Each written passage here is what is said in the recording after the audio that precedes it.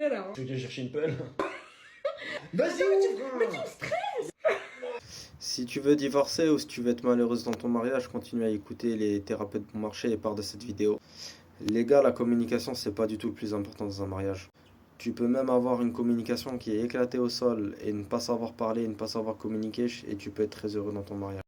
La preuve, vous voyez bien, ce couple, il respecte aucune règle de communication et pourtant ça se passe très bien.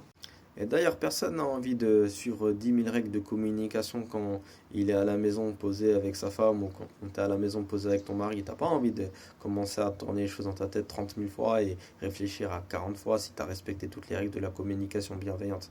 Et si dans ton mariage ça se passe mal, tu peux respecter toutes les règles de la communication. Je te jure que tu auras encore des conflits, je te jure que tu seras encore frustré et je te jure que rien ne va changer. Comment est-ce que je sais? Parce que je suis un spécialiste en thérapie de couple, j'ai déjà aidé des centaines de couples mariés musulmans à sortir de leurs problèmes et mon métier c'est de recruter, de former des thérapeutes. Alors maintenant je vais dire c'est quoi le vrai problème qui te fait que tu te sens pas bien dans ton mariage et que tu te sens négligé. La seule raison qui fait que ça va pas bien dans ton mariage c'est parce que tes besoins de couple ne sont pas assurés. C'est tout. Les gens se marient parce qu'ils veulent que leurs besoins de couple soient remplis. C'est tout.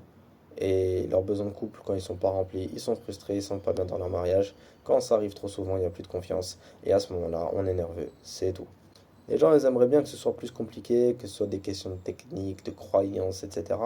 Mais la vérité, c'est que c'est pas plus compliqué que ça.